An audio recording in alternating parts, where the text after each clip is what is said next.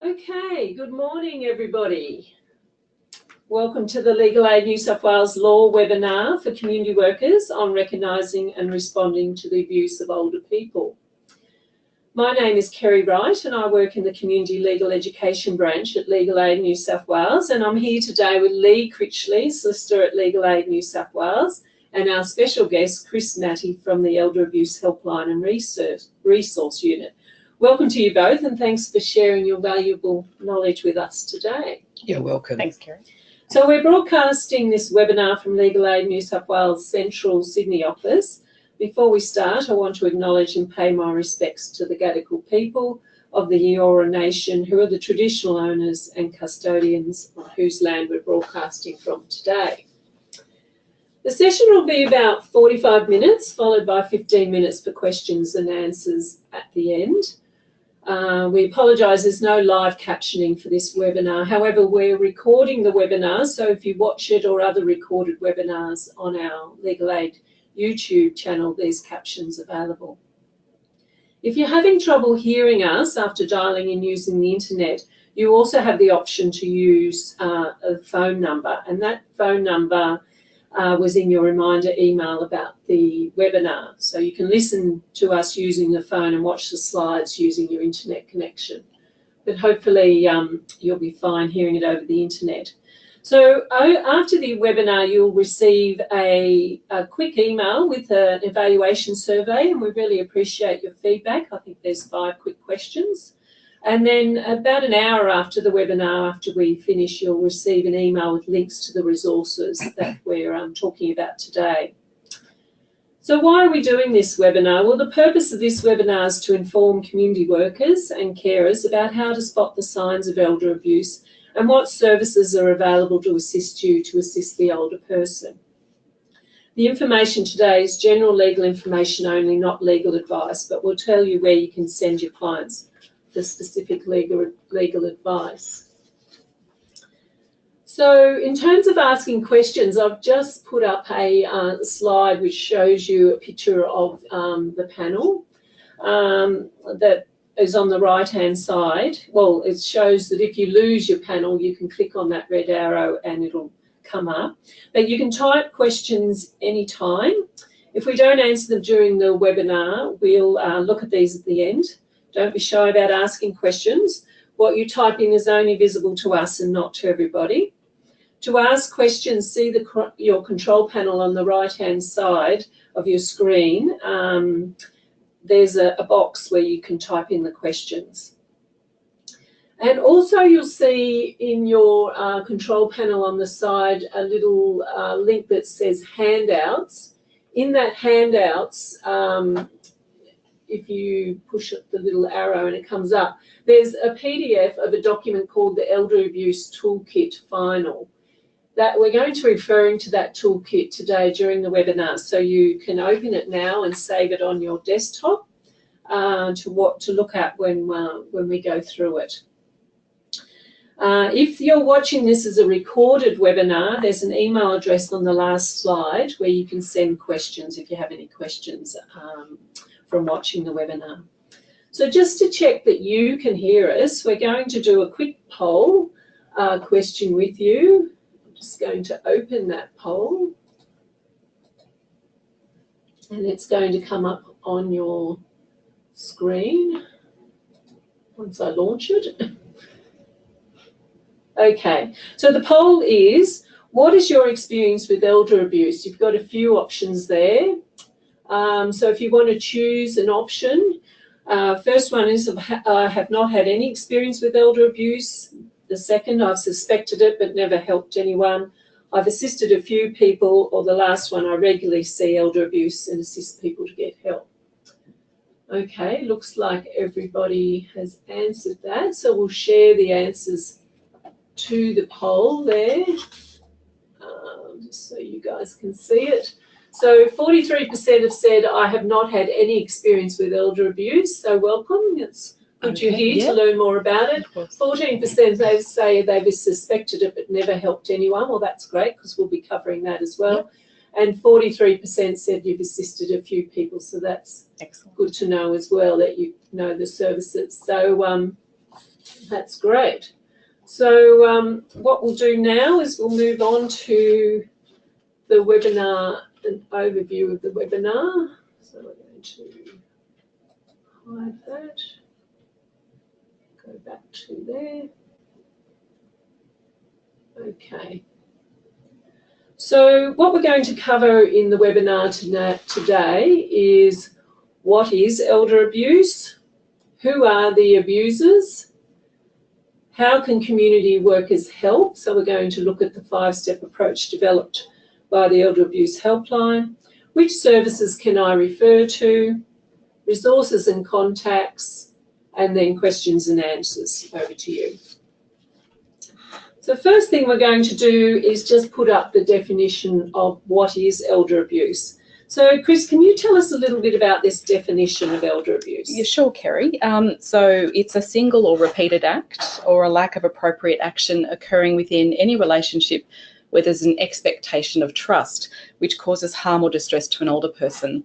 And in this definition, and this is the definition we utilise at the helpline, it's really important to emphasise trust in relationships. Mm-hmm. So, and this is key for this definition particularly. So a trust relationship would be any family relationship. So it could be spouse, partner, husband, wife, adult children or grandchildren. Right. It includes friends, neighbours, colleagues, paid workers who could be care providers, Right. or other professionals that work with older people. So that could be legal or medical.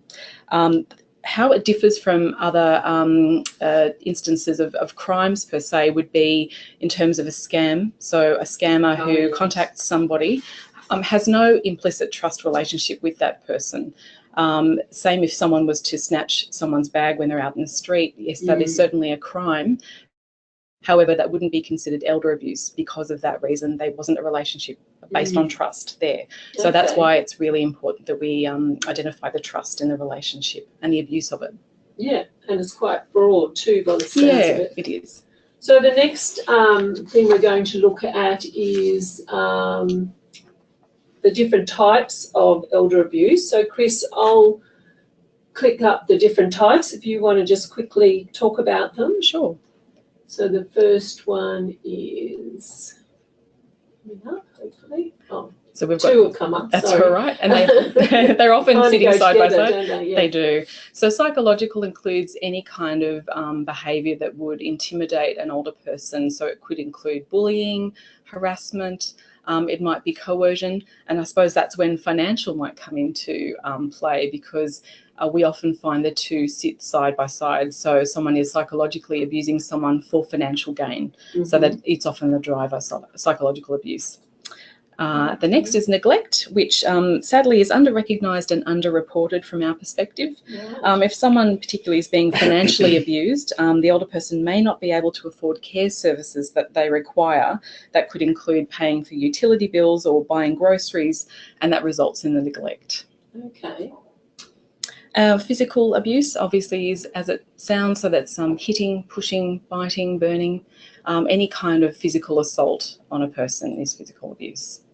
And sexual abuse. It's probably good to clarify that sexual abuse is any sexual behaviour that is non-consensual and makes an older person feel uncomfortable, ashamed.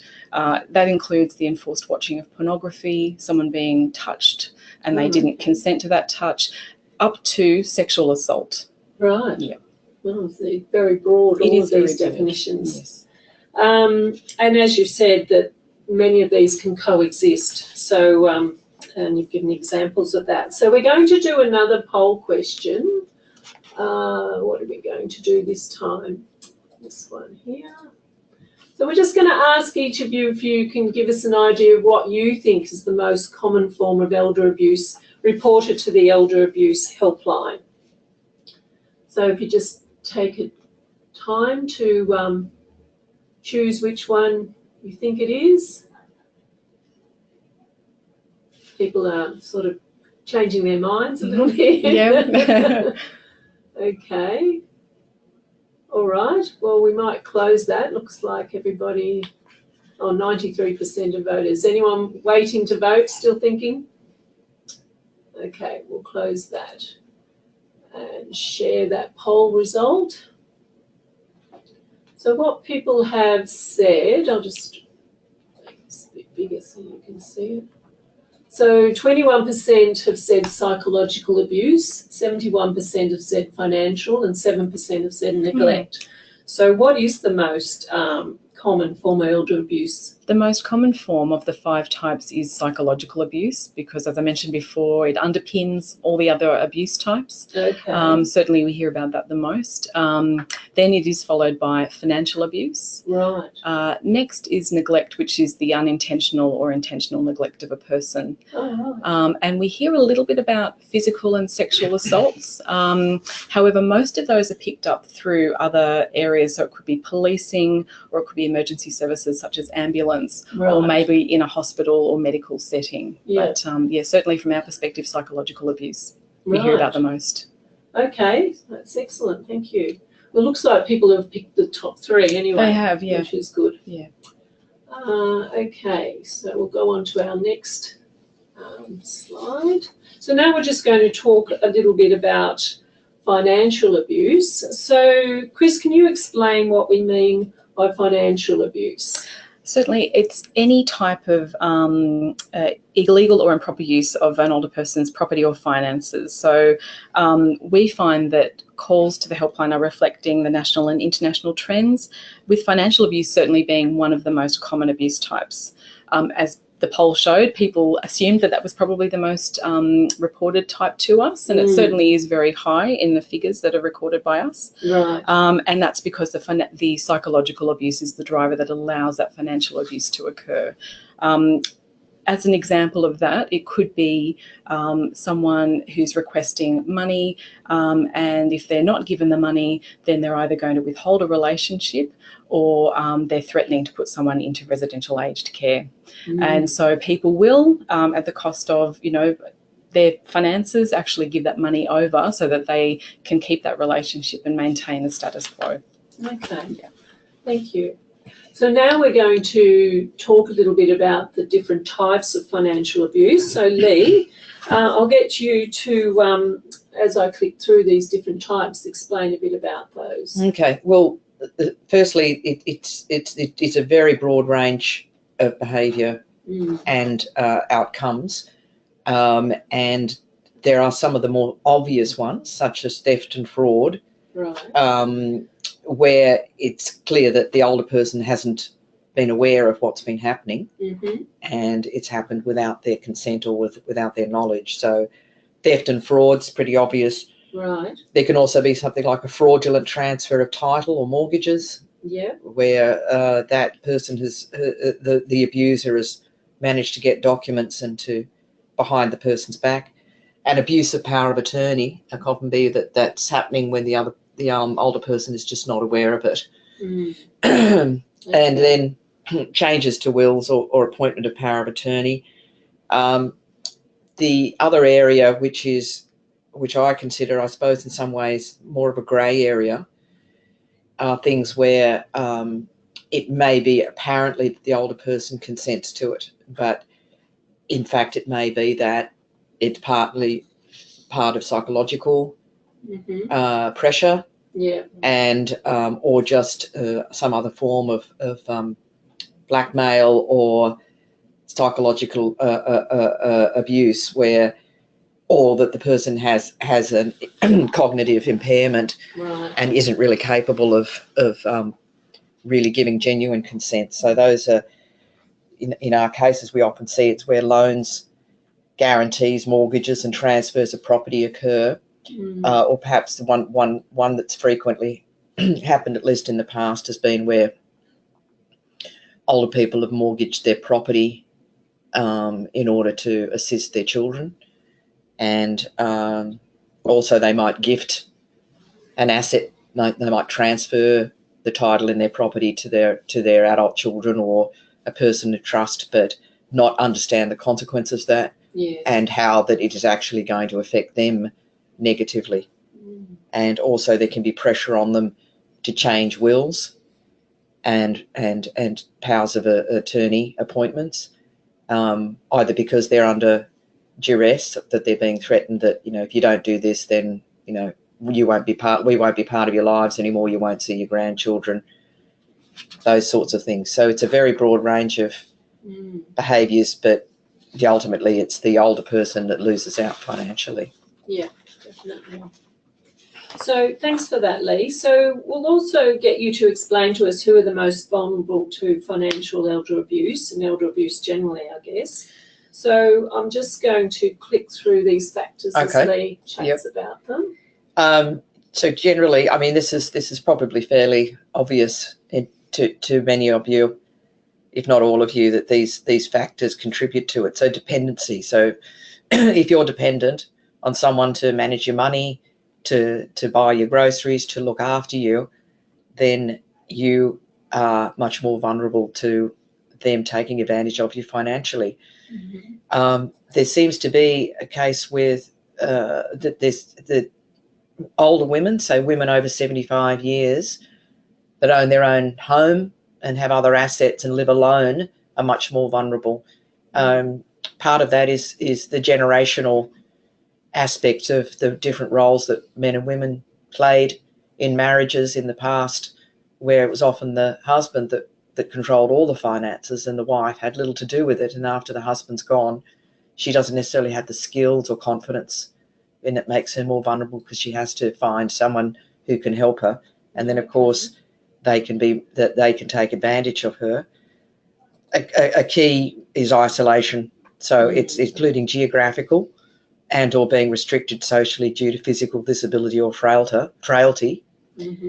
And possibly the most significant one is cognitive impairment. Someone that has, say, early onset or advanced dementia, or has had a stroke, or something that affects their ability to manage their own lives and make decisions for themselves. They obviously become more vulnerable to financial abuse.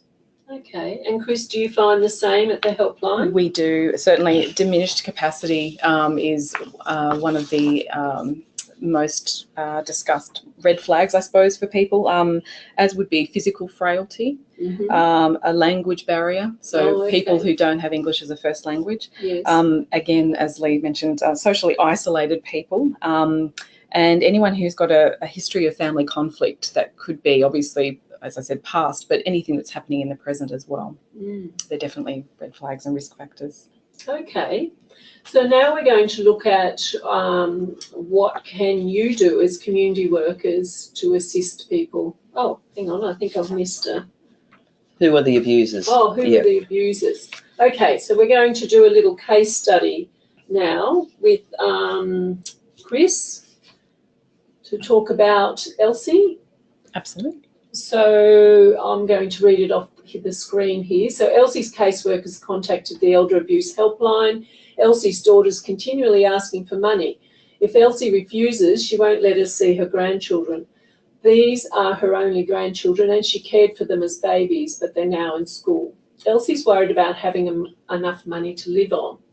So what would you be saying to this caseworker, Chris? It's very broad, obviously, in terms of this scenario. For the caseworker, we would operate as a virtual colleague, so we'd bounce off ideas that they may already be thinking to explore, but just looking at what else they could do. Very early in this conversation, we would actually consider Elsie's capacity to make decisions for herself. Okay. So if we look at a capacity, and I'm going to look at this in two scenarios, we would sort of suggest that obviously the caseworker supports Elsie to make choices to do or not to do certain things. Most people say to us that they want the abuse to stop, but they want the relationship to endure. So that's always the perspective that we work from. Yes. And withholding affection, sadly, is very common when it comes to financial abuse. So that is a real driver for that. So we would be suggesting in the first instance the referral that is the least amount or least disruptive for Elsie. So we look to, firstly, could Elsie and her daughter have a conversation? So Elsie is able to then communicate with her daughter about how this is impacting on her emotionally and financially. Right. So it's considering the simplest things first and seeing if that actually has a good outcome for the older person. If that isn't possible, it's something maybe Elsie doesn't want to do. Maybe it could be a supported conversation with that caseworker to not mediate necessarily, but just be that support person in the room for Elsie.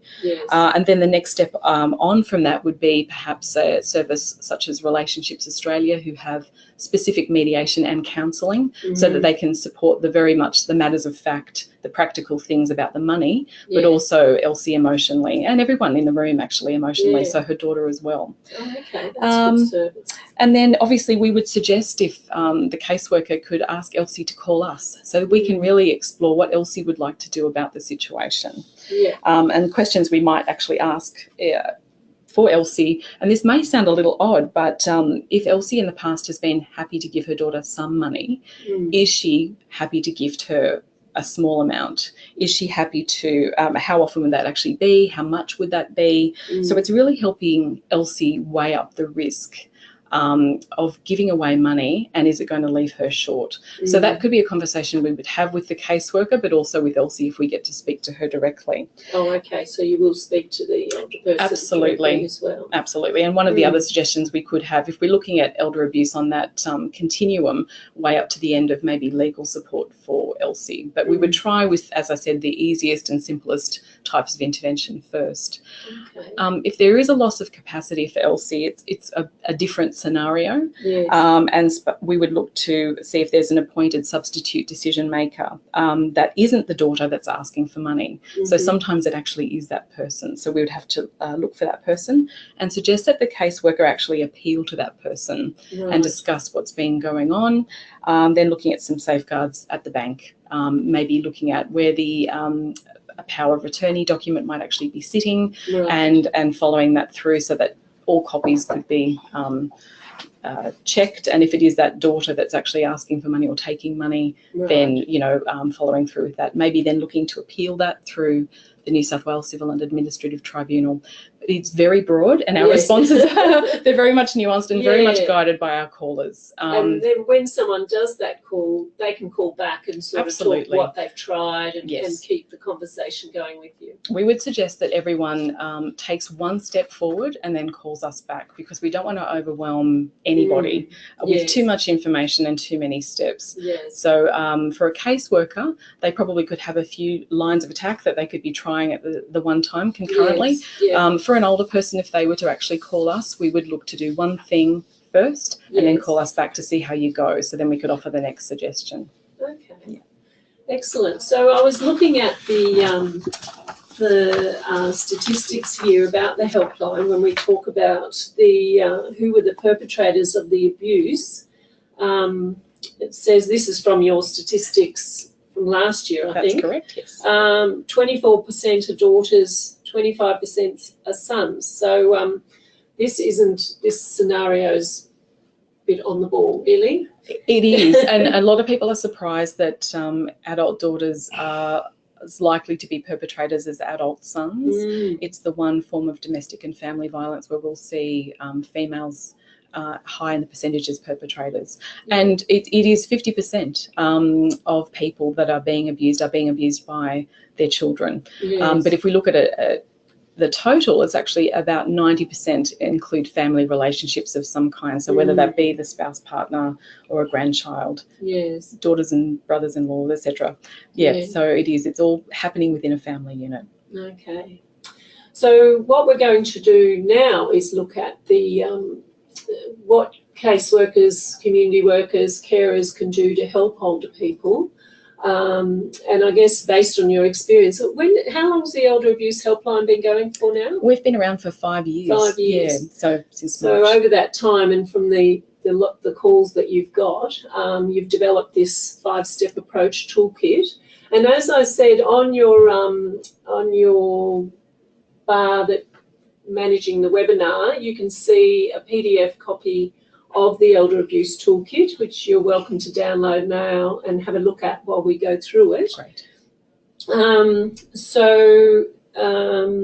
If you're having problems with that, there's a link to how to find that toolkit in the email that follows up, or you can just go to the Elder Abuse Helpline website, and it's just one of the drop-down menus from the top, I think. Yep. So we're just going to get Chris to go through the toolkit now.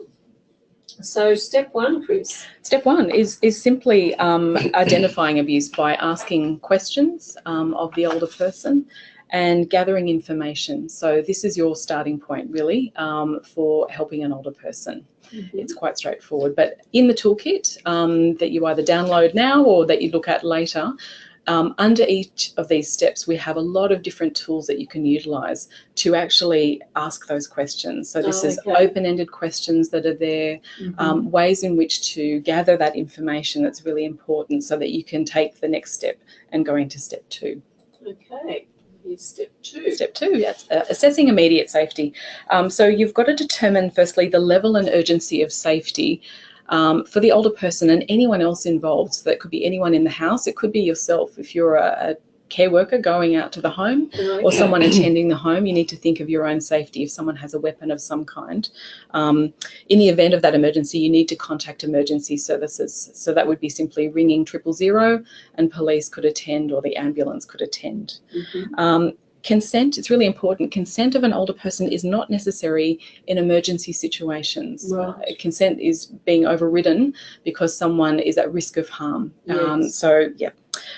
Protecting evidence, if there is any. So that could be a weapon. It could be that there's some torn clothing or bed clothing that's concerning. So keep those things aside so that police can attend to those. But so don't touch them. Just leave them where they are. Right. Follow your workplace policy and procedures for internal reporting. So care workers would have that within their service, yes. And actually make sure that you document well, report to your manager, do whatever the protocol and procedure is for your organisation.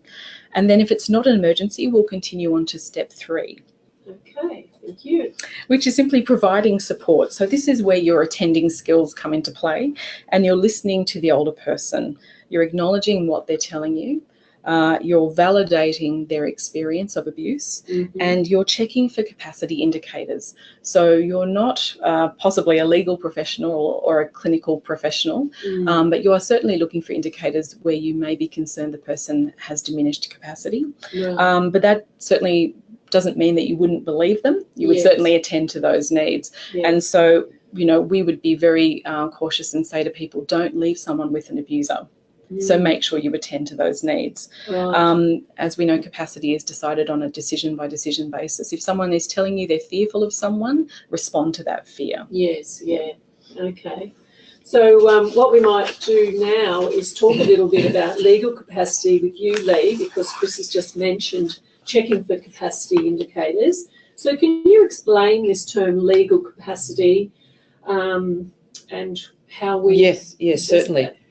Okay, so as we've got up on the screen, the law assumes that adults are able to make their own decisions about anything and everything, and particularly what they do with their assets and their financial matters.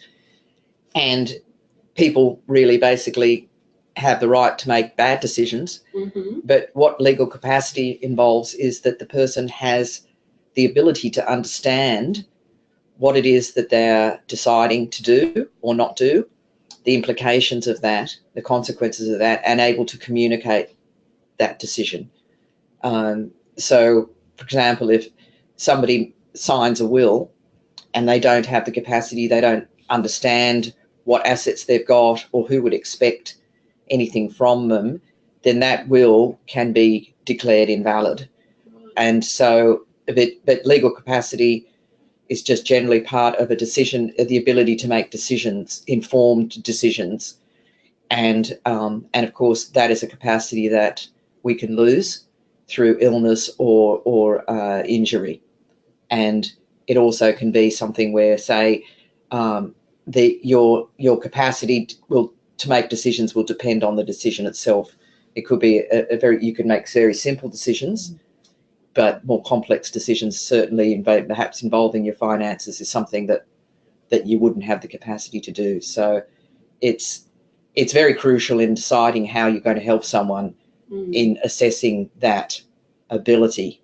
There are resources. I think have we got a link to the capacity toolkit? Yes, that's something else in the follow-up email. We put a link to which is a good practical guide to assessing capacity. Yeah. But a lot of it is just going to be really, you know, you have to form your own opinion and do the best you can.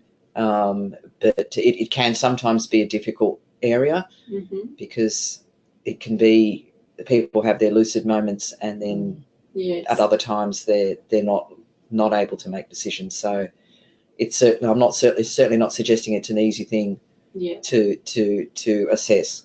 But it's something to be aware of. But it's something to be aware of because the way you respond will differ according to whether they have capacity or not. Okay, thank you. All right, so Chris, we might go through the next 2 steps in the toolkit. Thank you, Lee. So step 4 is inform your manager and document. So report suspected, witnessed or disclosed abuse to your manager or supervisor. Document the abuse and the actions taken following your own workplace policy and procedures, which we touched on earlier. And document if the older person has capacity but refuses intervention, which is really important, of course. Which really neatly leads on to step 5, actually. Responding and referring. So this is really about assessing what the older person would like to do about their situation, also what they would not like to do about the situation. So if the older person lacks capacity, include the substitute decision maker if this person is not the abuser in this conversation. Discussing referral options, seeking consent from the older person, or when lacking capacity, that appropriate substitute decision maker to make the referrals, and then make those referrals, whatever they might be. Leaving information if safe to do so if the older person refuses assistance, which is, again, you know, we can let people know, but if people choose not to take information or to make those referrals at that point, then we would ask to leave information so that people know that there is somewhere that they can go to, things can change for the better, and also keeping the lines of communication open is vital. So it's checking in with someone. If they do refuse, then saying, well, look, Elsie, I'm going to call you in 2 days just to see how you're going, and keep that going. So keep those check-ins happening. Consider implementing any local or regional protocols or interagency protocols and service coordination plans, and ensuring procedures are in place for coordination and monitoring and follow-ups as required. So that's really about communication and those open lines of communication with the older person. And as you said before, the toolkit has lots of extra information in it to help with each of these steps. That's right. To help you assess and make assessments throughout the steps, there's lots of individual tools within the kit. So you can have the kit as its entirety. If you're looking for the individual tools, they're also on our website as well. And of course, people can call the helpline. They can. Of course they can. Of course they can. If they're not sure, or they're a carer and aren't actually linked to an agency that has protocols and what have you, then the helpline is their backstop in that regard. We take calls from community members and professionals, so we'd ask everyone to call us and we can talk through the scenario with them. Fantastic. Well, thank you very much, Chris. So if you've got any questions about the toolkit, you can type them in your question box on your control panel, and we can answer them at the end of the webinar. So now we're going to move forward. Something that Chris did just talk about is that, and both Lee and Chris have highlighted, that it's up to the older person to decide whether they report the abuse or deal with it or not, unless they don't have capacity. However, I guess I just wonder, why is it that older people don't report abuse? Both of you, in your experiences in the work that you do, you'd have ideas about that. So, Lee, why do you think people don't report abuse? I think one of the big ones is fear of repercussions, that they believe that they have a close relationship with the abuser, and the person that they may be the only person they have in their life, and there is a real fear that from a lot of older people, that they will be put into a nursing home, and they have very negative and views of what that would be like, and so that is a great fear, I think, which will say, oh, I'm not going to report this financial abuse because it's too, I'd rather put up with the financial abuse than take the risk that I'll be put in a nursing home. Right. And you, Chris? Yeah, yeah, fear is such a demotivator, and it's such an underpinner for all the reasons why people don't report abuse. But certainly it's loss of relationships is probably what we hear about most on the helpline. People would rather put up with what's happening to them so that they can have that family relationship, so that they want to be in touch with their adult children. They want to see grandchildren at any cost. So, you know, we work with people to let them know that there are choices that they can make. Things can change, but they can keep that relationship. So that for a lot of people that we hear about is the most important thing. But, you know, it really is fear that they're going to lose that. I mean, another matter that comes up too is that perhaps they're unaware of their rights. You know, like with the if they've got an adult child living at home and, you know, that's moved home when they're older because of various reasons and they're treating them badly, often the older person doesn't realise that they don't, just because they're their child doesn't mean that they have to live with them or that they have to put up with their bad treatment. It's almost like they think I'm obliged to because I'm their parent. That's and right. It's like, that's you know, right. no, they're adults now. Yes, that's right. They're not teenagers anymore. And that's something that you know, that they have an orientation that thinks that I'm always going to be responsible, and even if my child treats me badly, I can't put them out on the street. And that the adult child can really take advantage of that. Certainly also why people may not report abuse is that they get so worn down by the psychological abuse that they start to believe, well, that is the case. I am useless and worthless and I'm only good for money. So therefore they'll believe a lot of things that the abuser will say to them. So you know, that conditioning, unfortunately, will mean that a lot of people won't seek help. So we usually hear from a third party. In terms of community members, it's usually somebody else. So it's usually another child that's concerned about their brother or sister. But, you know, it's about wanting to, or I suppose people get so conditioned, into thinking things can't change. This is how it's going to be. This is how it is for me. This is my lot. And also there's an element of shame that they... If you know, it's like, well, what does it say about me that my own son or daughter is treating me like this, and what would people think? That's right. If they knew that this was happening, would they say, oh, you know, it must have been something you did when you were bringing them up, and you know, so shame is also part of it, I think, as well. Certainly. So there's a lot of different factors, but I think fear and shame and perhaps just an idea, a belief that you just have to put up with this, absolutely, because they're your son or your daughter. And so I guess when people call the helpline, you are also able to give them hope in that people have been able to get the abuse to stop and maintain their relationships. That's right. One of their big fears as well. Absolutely, and finding that right service. So Relationships Australia I mentioned previously, but a service that can offer the mediation that people require. So often this is perpetuated because there's no communication. And so if we can get people talking to one another, letting people know, particularly as Lee just mentioned, older people have rights. We always have rights. It doesn't diminish as you get older. And to be supported in making those choices and feeling strong enough and okay enough to say, this is how I should be living. This is how our relationship should be. We should expect those things. And so we try and, you know, hook people into services that can help them communicate again. If ever, I mean, sometimes people have had a long history in the family of not being able to express what they need and want. Okay. All right. Well, we've covered a lot of things there. There's a few other points there that we came up with. Cultural influences, as you said, the conflict in the family. And something you said before, Chris, is if there's been a pattern of abuse in the family, like family violence, for example, so the children may have seen the mother be the victim of violence, sadly. And they treat the mother in the same way.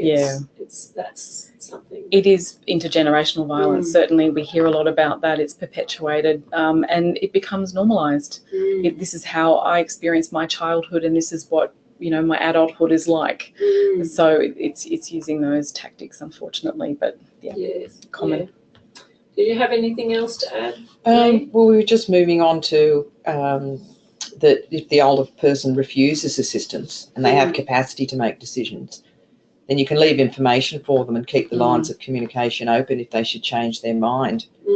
But it would be a good idea to document that. Yes. Yes, yeah. And where they have impaired capacity, then you can discuss the options with the appropriate substitute decision maker. By that we mean it's either whether somebody that the older person has, when they still have capacity, appointed someone to be their power of attorney and their enduring guardian, then they are the ones that then have, if the person's lost capacity, has the legal authority to make decisions on their behalf.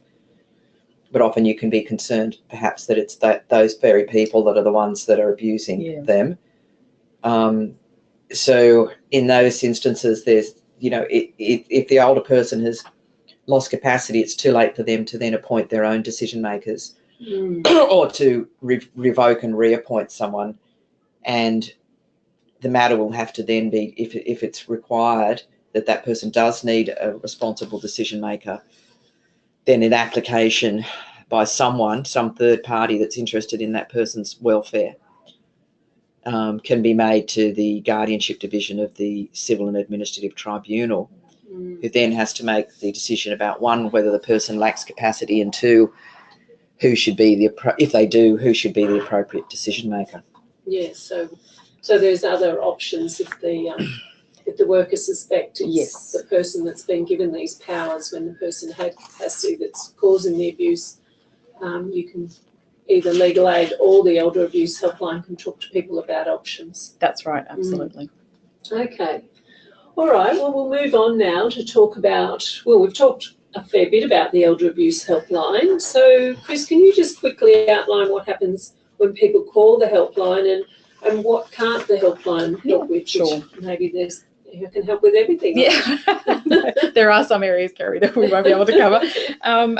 Certainly you'll speak with a qualified and friendly person who'll take the time to listen to your concerns. They'll always ask, what do you or the older person you're inquiring about want to do?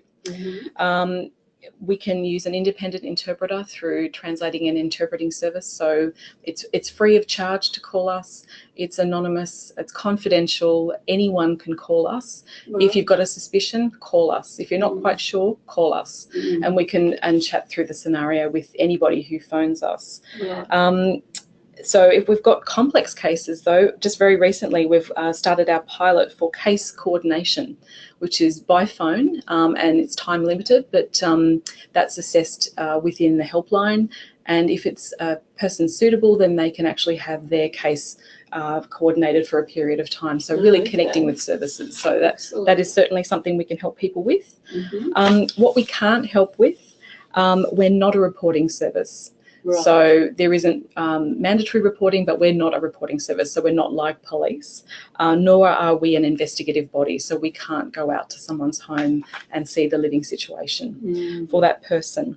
And also, if abuse is perpetrated by residents or staff in residential aged care, we're unable to assist with those calls because it's very different for someone living in community. Right. However, we would certainly hook people into the services that can assist. Right. So if it was a staff member that called us and they work within a residential aged care facility and the abuse that was perpetrated was either physical or sexual, we'd put them in touch with the Department of Health's mandatory reporting line. Right. If it's also queries regarding a residential aged care facility, that could be the Aged Care Complaints Commissioner.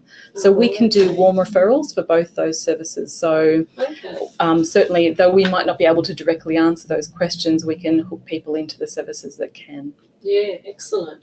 So call, yes. Okay, so now we're going to have a look at a little scenario case study to highlight the types of issues that you can refer older people to legal aid for. So we're going to look at this gentleman, Cliff. So he's 86 years old. He's a widower in poor health. He lives alone in his own home. His wife died 2 years ago and he has two daughters, Jane and Margaret. Recently, Cliff was very ill and had to go to hospital. A few weeks after getting out of hospital, Cliff noticed he wasn't getting his usual quarterly water bill. He's very distressed and tells you, the lawyer, that he called the water board, who told him that he didn't own his own house anymore. So, Lee, there's a few issues there. So do you want to talk those through? Do you think Cliff is at risk of financial abuse, and why do you think that? Well, because it would seem that he's lost his home.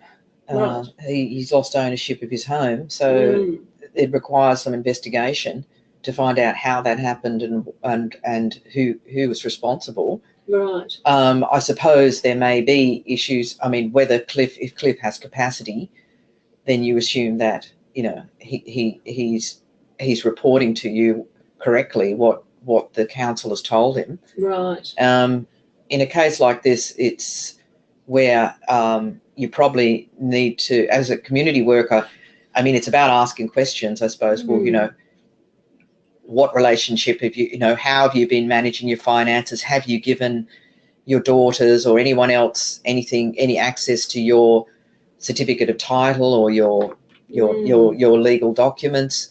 You know, how have you been managing your money?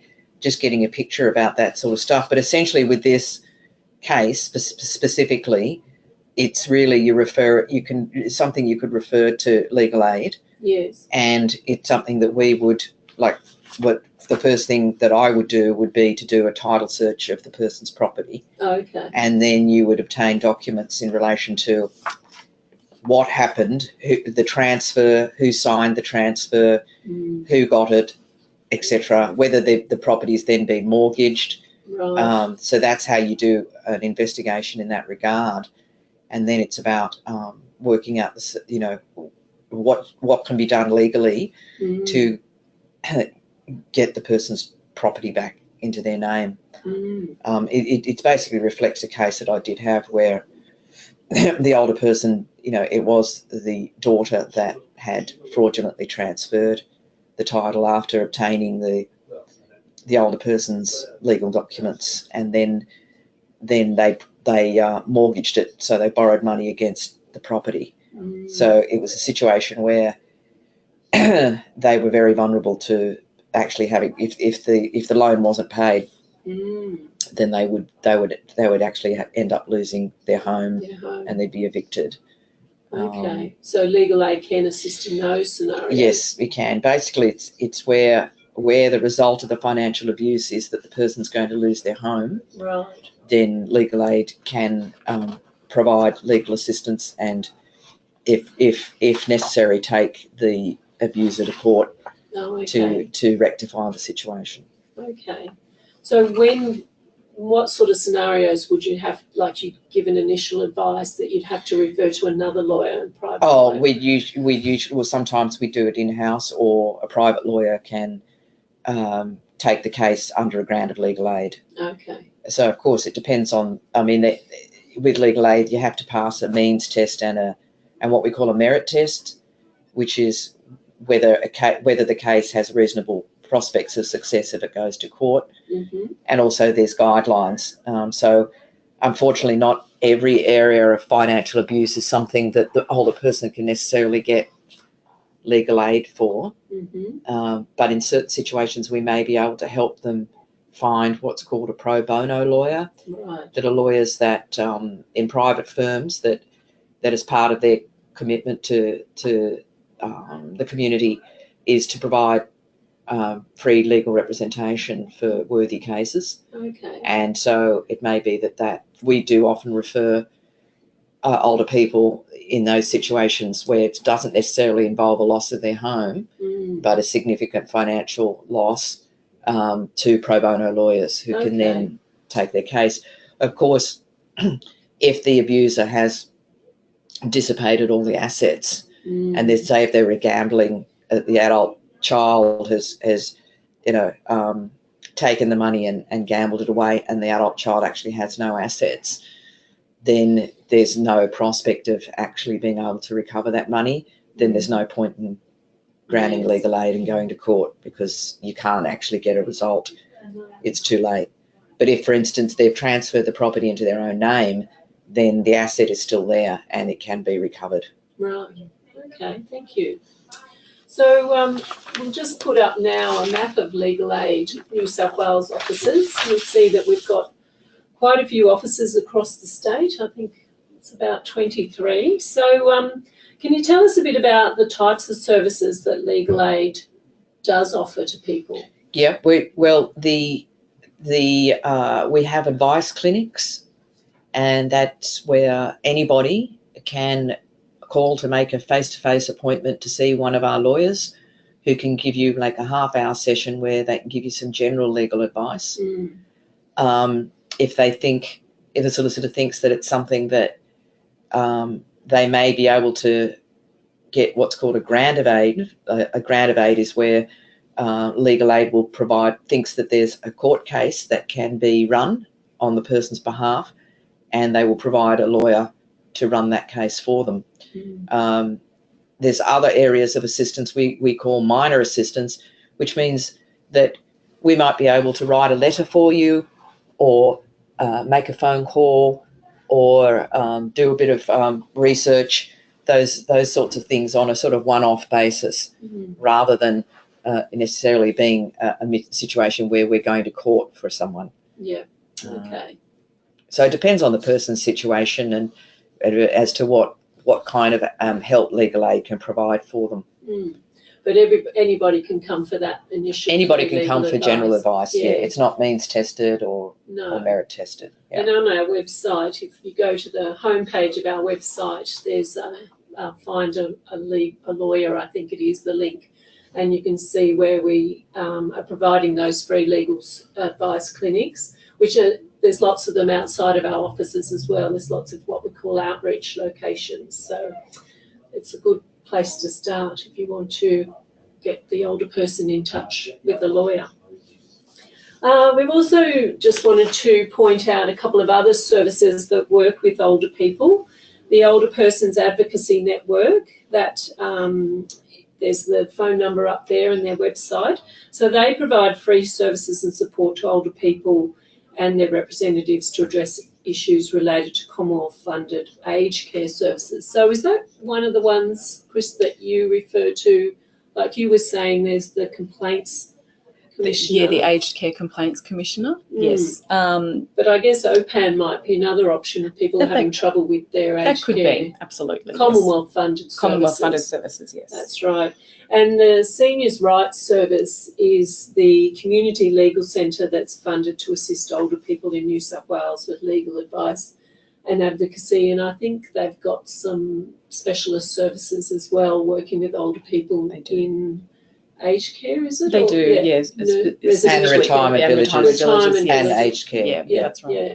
And they've got a new strata service as well. So there's their phone number and website. So the Older Persons Advocacy Network number's 1800 700 600, and it's just www.opan.com.au. And Seniors' Rights Service is 1800 424 079, and it's www.seniorsrightsservice.org.au. Okay, so just looking at our next slide. Here we go. Just looking at resources. So as well as providing contact via the helpline or legal aid with the lawyer, we produce lots of resources. Legal Aid produce legal issues for older people. These are a series of brochures which can be ordered for free from our publications, Legal Aid New South Wales publications. The link's on our website. And the Elder Abuse Helpline also have a number of publications which are on the on your website, aren't they, Chris? Yes. So you were saying earlier, what's the most popular legal issues for older people resource that you well, certainly. So of ours, the revoking or cancelling a power of attorney, because a lot of people feel it's set in stone, and once it's done, it's done. But of course, it isn't. Yes. And that's just a very easy to read fact sheet about how to go about changing that. Yes. Of your resources, certainly we send out the most popular is adult children living at home. Right. What to do if you want them to leave. Okay. Which more recently has now a covering letter and an eviction letter template in there, so people can simply follow the steps of that. It takes away a lot of the emotion of having to produce a letter and asking a child to leave face to face. It also has information about the act that they would be infringing on if they weren't to leave by a particular date. Right. So it's really a nice step-by-step how to get help if you do want that child to leave. But they are the two most requested resources that we send out. Okay, well, that's good to know. And that's there, our websites up there, legalaid.newsouthwales.gov.au and elderabusehelpline.com.au. Legal Aid also puts out a diary for older people each year, which covers a very broad range of legal topics, particularly of interest to older people. I think it's one of our most popular publications. Yes. And you can order these through the Legal Aid New South Wales website publications page when they're available from October to November each year. Yeah, so we put that together every year and then get an onslaught of requests for them. So they're very popular. Okay, so just in terms of how to contact us, well, with Legal Aid New South Wales, our main entry point by phone is Law Access New South Wales, 1300 888 529, and they can give you details of your closest Legal Aid New South Wales service or clinic and how to make an appointment for a face-to-face catch up with a lawyer. And there's also our website, and the Elder Abuse Helpline is 1800 628 221, and that's their website as well. So when can people call the helpline, Chris? We're open Monday through Friday, 8:30 to 5 p.m. If someone calls out of hours, there is a message, and we'll return that call on the next working day. Okay. Yep. And when they call you, they talk to a person? They will. They'll talk straight to a person. They'll actually have a brief message, but they'll actually talk to a human being. Okay. Yeah. Yes, and I think Law Access is the same. It's you talk to people. Yes. So that's always encouraging when you know when you're calling a number that you'll get to speak to a person who can actually help you. Okay, so that's the end of our webinar. So thank you, both Lee and Chris, for today's webinar. I also wanted to mention that if Law Week is coming up, starting the 14th of May, and during Law Week, Legal Aid, the Seniors' Rights Service and the Elder Abuse Helpline are organising a number of community legal education sessions at public libraries around New South Wales. They're called Piano Forte, and Piano Forte is a video of a play produced by Suncoast Community Legal Centre in Queensland about elder abuse. So we show the video and then we have a panel of speakers chatting about the topics raised by the play, which includes wills, powers of attorney and elder abuse. So you can have a look at the Legal Aid New South Wales website at workshops and webinars, and there's a link on the left-hand side to Piano Forte, and all the sessions are up on our calendar. So there's quite a number in Metro Sydney as well as around the state. So now we are free to answer any questions. If anyone has any questions they want to type into the box, we can answer those.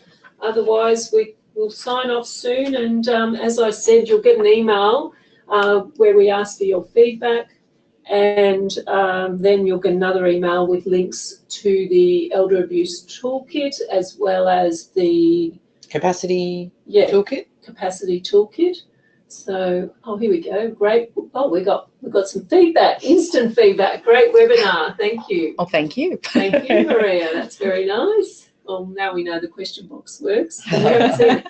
Okay, we have a question here. I have a client who has 2 children, both powers of attorney. She's being neglected and is in danger to herself. How should she proceed? I would suggest in that instance that that person call the helpline to discuss that in detail, but certainly there is support and help that's available. Yes. And as we were talking about before, this is where the financial abuse is causing neglect. But there are responses we can give. So I think it may result in, and this can be difficult, that as an applicant, anyone who's interested in the welfare of a person is able to make an application to the guardianship division. Okay. But it's always, well, who's going to be that person? And it would depend, I suppose, on your particular employment and what your employer's attitude towards you or another staff member actually making that application. That is a little bit of a shortcoming of the system in a way that it does require someone to actually make the application. And it has to be that person, and that sometimes can be a responsibility that people are a little shy of taking. Yeah. And that's something the helpline, Chris, would talk about that as an option as well. That's right. We'd weigh up those options with people and look at who could be that appointed person or who could put the application in. We'd suggest often if there's a team of people, putting that in as a group. Yeah, and that obviously they don't then have to be the guardians or the financial managers, it would be an independent person. So it's just a matter of putting the application in. Starting the proceedings. Exactly. That's right. Yep. And that's quite common that people might have 2 powers of attorney as well, isn't it? Yeah, 2 or more. 2 or more. Quite common. Thank you for a great overview and good process for assisting someone. That's nice. Could you give details of guardianship application? Can we do that over the phone, over the webinar now? Or? Oh, well, I'll just give it a quick, really, you know, if you want to know about, the best thing to do is go and look at the Guardianship Division's website and look at the application form there. That's the New South Wales Civil and Administrative Tribunal website. And it asks you a series of questions. Sometimes the issue is going to be about, well, you know, does the person lack capacity and various things like that. So it may be that I think from what I understand that the Guardianship Division actually appoints someone who does go and ask questions and investigate. Okay. So you may not need to have all the information, but it's just about giving what information you have. And the process is that the person anybody that is involved with the person usually should be notified of the application, and the older person themselves has to be notified of the application. Okay. So that it's going to be something that the tribunal is going to be has to listen to the various people involved in order to make their decision about, 1, whether the person lacks capacity, 2, whether they need a decision maker, and 3, most importantly, who is the most appropriate person to be that decision maker. So somebody can have a power of attorney, and if they're abusing that power of attorney, the Guardianship Tribunal can review that power of attorney, and if they decide that that person is not an appropriate person to have that decision-making power, they can substitute someone else, usually the trustee and guardian. Okay. Yeah. Did you have anything to add, Chris? I would say the same, and we would certainly refer someone to the NCAT website to read through to get an idea of what that actually would be in terms of the details, but to print out the form and to have a read through, and that you don't have to do it in isolation. So if you're putting an application in for guardianship, as we touched on before, it's about looking at putting in the application. You don't have to assess it or weigh up. You don't have to be the guardian either. It could be that you get a public guardian in place. Yeah. So they take over the process. Yeah, that's right. Absolutely. So thank you very much for a very informative overview. Oh, nice getting all this instant feedback. So has anyone got any other questions? If not, we'll sign off. Just waiting. We've still got 12 people on, that's why I'm just asking that question. Maybe people have got enough information, but as you know, you can always call the helpline or Law Access to find out more information. So again, thank you both. And I think we will stop it now.